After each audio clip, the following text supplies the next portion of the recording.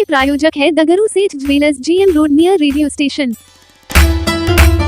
दरभंगा हवाई अड्डे से आकाशा एयरलाइंस ने शुरू की अपनी हवाई सेवा। आकाशा का पहला विमान दरभंगा से दिल्ली के लिए भरी उड़ान।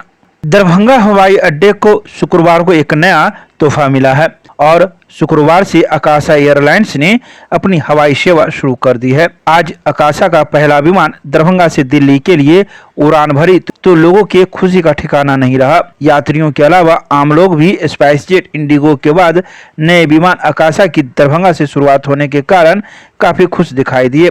इस पल को देखने के लिए दरभंगा हवाई अड्डे के बाहर भी लोगों की भीड़ इकट्ठी हो गई थी। लोग इस पल को अपने अपने मोबाइल कैमरे में भी कैद कर रहे थे।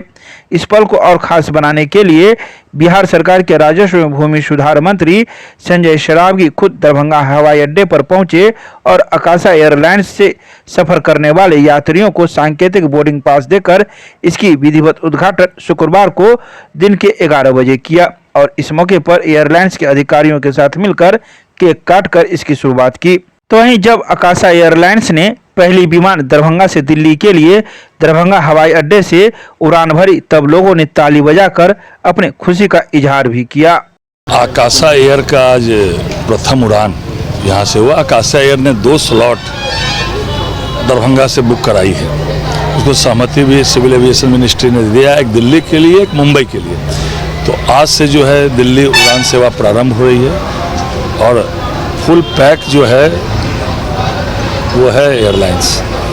तो जितनी ज़्यादा नई एयरलाइंस प्रारंभ होगी दरभंगा से, पूर्व में स्पाइसजेट हुआ, फिर इंडिगो हुआ, अब आकाशा एयर चालू हुआ, तो जितने भी आपस में प्रतिस्पर्धा होगी तो सर्विस भी अच्छी मिलेगी और सर्विस के साथ साथ जो है रेट भी जो है यात्रियों को, मुझे याद है वो दिन जब स्पाइसजेट अकेला चलता था 15,000-20,000 तक उसका रेट हो जाया करता था और अभी जो है वो घटकर जो आप पहला बुकिंग कराएंगे तो 4200-4300 में आकाशा एयर से मिल रहा है। मतलब आपस में जितना प्रतिस्पर्धा होगा लाभ अंततः जो है यात्रियों को ही है, चाहे वो सर्विस के मामले में हो चाहे प्राइस के मामले में हो।